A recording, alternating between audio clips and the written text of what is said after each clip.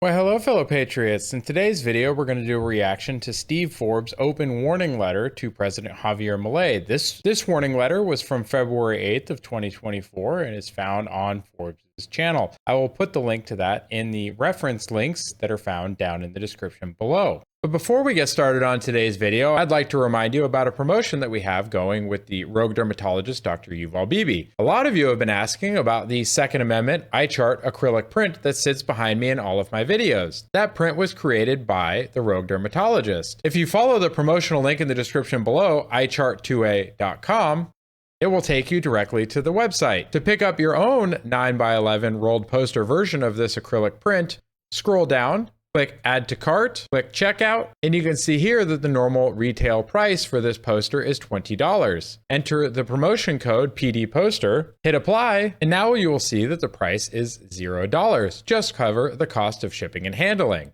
So if you would like to have your very own version of the print that sits behind me, click on that link down in the description and take advantage of this offer today. Don't wait. This is a limited time offer. When the discount is gone, it's gone. Also, feel free to pick up any other items while you're there. And now back to today's video.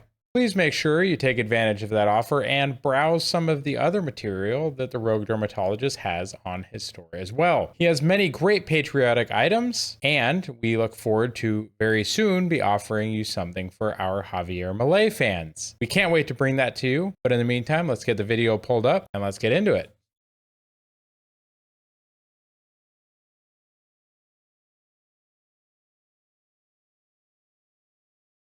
This is an open letter of warning to Argentina's new free market president, Javier Milei. An open letter of warning, do you say? I know Steve Forbes is an economics person, so hopefully it's a positive warning, but let's see. Hello, I'm Steve Forbes, and this is What's Ahead, where you get the insights you need to better navigate these turbulent times. Dear President Milei, upon your shoulders rests not only the future of your beleaguered country, but also the cause of liberty and free markets around the world. Oh, that is very true, because the success or failure of Javier Milei and his reforms will have a lot of impact globally in whether or not other countries take up that banner and run with it. If it's very successful, we may see a shift away from socialism. If it is unsuccessful, however, there may be a further shift towards socialism and communism around the world. So, of course, I am rooting for Javier Milei and Argentina to be successful, because I do not want to see any more of this nonsense around the world at all. So I agree with you, Steve. I am just a layman. I'm not an economics expert. So let's get back to the show, shall we? Beleaguered country, but also the cause of liberty and free markets around the world. Facts. You ran on an unabashedly libertarian free market platform. Yes. Last month, you gave one of the great speeches of our age at the World Economic Forum, where you delivered a robust defense of capitalism and accurately described the threat we all face from modern socialism. Yes. And if any of you have not seen that speech, you can find my reaction to it, as well as just go watch it yourself. Even if you don't want to see my reaction to it, just go watch that speech. His speech at Davos was wonderful and really just threw it in the face of the socialists and said, hey, you guys suck. Leave it to the free market. The free market is better than you. That is essentially the Reader's Digest version. But you know what? Go watch it. It was an amazing speech. Steve is correct. Go watch that one. It's amazing. I look forward to so many more great speeches from Javier. So many more. You rightly and forcefully propounded the point that governments don't have to own assets, as old-line Marxists once thought. True. They can minutely control both the economy and our personal lives through extensive regulations. And he's true. It used to be that the argument was that the government needed to own the means of production outright. Now, they've proven that they don't need to own them at all. They can just regulate their way into controlling everything you can possibly do with something that you still own, even though through all these regulations and taxes, you never truly own any of it. And if you ever stop paying those things, the state will just seize them from you and give them to somebody else and then tax them. Look at property taxes. Do you ever actually own your property? Doesn't really seem like it, right? You can own a property outright, and as soon as you stop paying taxes to the government, they will take it from you and they will sell it to get their tax money. It is no longer yours. It's a damn shame. These regulations need to stop. You wasted no time in putting forth sweeping reforms as soon as you were sworn in as President of Argentina. But Yep. Mr. President, your freedom revolution is on the way to failure unless you immediately carry out the biggest plank of your election platform, replacing the peso with the U.S. dollar. Since your election victory, you've been deluged with a cacophony of warnings that it is not possible to dollarize the economy. Now, that's true. Pretty much everybody is telling him this isn't going to work. They're just naysaying to the end of it, trying to tell him, you can't do this. You're going to fail, because they want him to fail. He has defunded so many departments in the government. He has cut funding to so many things. They want him to fail so that they can revert the system back to the system that paid them. If you ever want to know why you see so many negative stories about President Milei in the media, it's probably because he cut the funding to journalists. Nothing like propaganda, folks. This shrieking chorus of naysayers is wrong. Totally wrong. Yeah? You can do it right now. Tell him, Steve. Opponents claim Argentina doesn't possess enough U.S. dollars to exchange for the pesos. Okay. Not true. Oh, Your government already has on hand more than enough greenbacks to buy up every peso note and coin in circulation. And if you ever wondered why we send so much foreign aid overseas, in my opinion, that is why.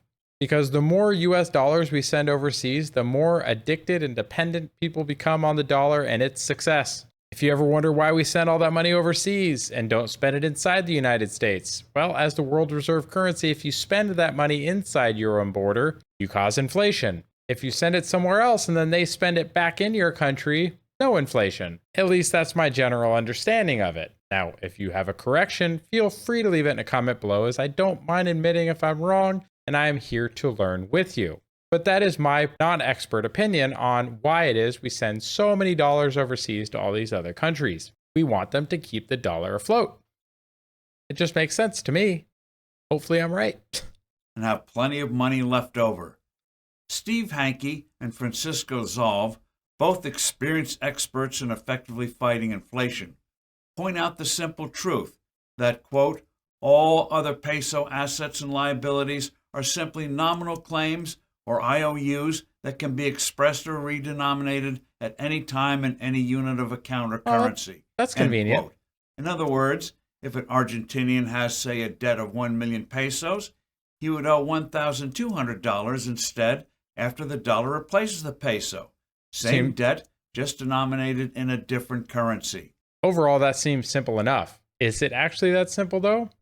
I don't know, because I'm not an economist. However, that is also what Javier Milei has said in a lot of his speeches, and he is in the middle of dollarizing their economy. He has laid out some of the plans, and we've seen those in some of his previous speeches. What are your thoughts on it? Do you think he needs to be more aggressive or less aggressive? I know that none of us are economists, but you know what? We can still take a stab at it and see if we're right in the future. What are your thoughts?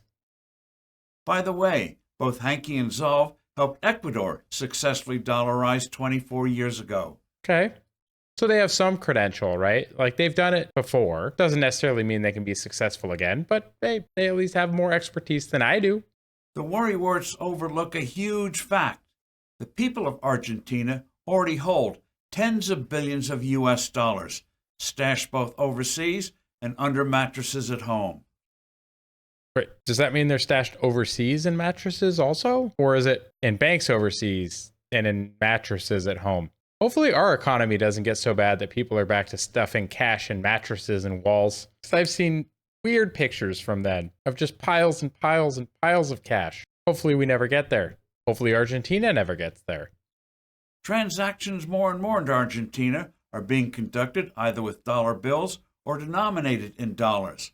Good. Dollarizing would end the huge inflation almost overnight and enable your country to rapidly experience real growth again. And that's one of the biggest things that I've seen both in my comments and in articles as being the reason that Javier Milei is failing. I see a lot of articles and a lot of comments in my comment sections about the pain that this is causing the poor and the middle class. Now, any society that creates a dependent class will have suffering when you get rid of the welfare state. The United States is going to have this exact same problem. If you look at our debt clock, The unfunded liabilities is well over $100 trillion. We can never pay that. We can never pay that without drastically inflating our currency to a level that nobody wants. So what are we going to have to do? We're going to have to cut in the future. We're going to have to take serious austerity measures, and that is going to cause a lot of pain for the people that are currently being told that those programs are going to exist and that they are dependent on those programs. That does not mean that we should not do it. We absolutely should. Charity used to be a private thing. It is no longer a private thing. It's mostly now handled by government. Start creating incentive programs in the government to incentivize private charity, like we used to see from religious institutions and elsewhere before government took over, because it was a way to gain power and control over people. Start to shift that incentive back to privatizing charity. And then you won't have so many dependent people. We also need to start teaching self-reliance. You should be saving for your own retirement. You should be investing for your own retirement. You shouldn't be saving for retirement. You should be investing for retirement, because if you've looked at inflation lately, saving means you're losing. You need to be investing in real assets. Now, again, I am not a financial professional, but if you look at the rates of return on a savings account, it's awful. If you look at the average rate of return on the S&P 500, it is much better than the current rate of return on a savings account. Stop saving, start investing. That is not financial advice. It's just a recommendation from a layman, but maybe you should do it. Right now, people only see pain. Dollarizing would put pain to the biggest source of their suffering. Parallel to junking the peso with the US dollar, you must, Mr. President, drastically cut tax rates. Okay. Again, the IMF and others will scream, you shouldn't do this, that it would stoke inflation. Again, they're profoundly mistaken. Prosperity doesn't cause inflation. Reducing the value of your currency does. Mr. President, makes sense. If you don't immediately dollarize the economy, you won't succeed. And that failure will discredit the free market philosophy so necessary for a better world. Yours in liberty, Steve Forbes. Okay. Thanks for listening. Do send in your comments and suggestions, and look forward to being with you soon again. All right. Well, that was a neat little video.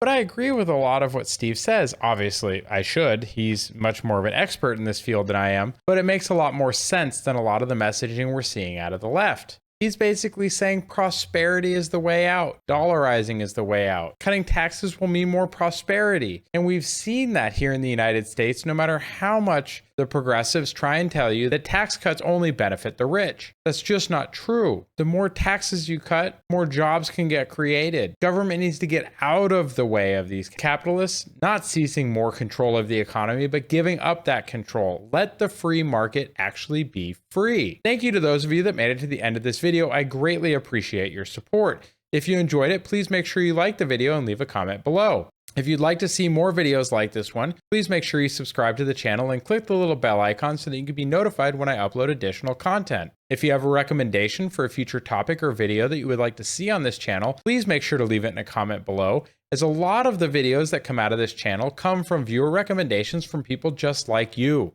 I hope you all have a wonderful week. Take care of yourselves. God bless, and bye for now. Go ahead and check out one of the links on the screen now to either subscribe to the channel and see the rest of the videos of the channel, or one of the carefully selected videos that you may wish to see that YouTube has used its algorithm to select for you.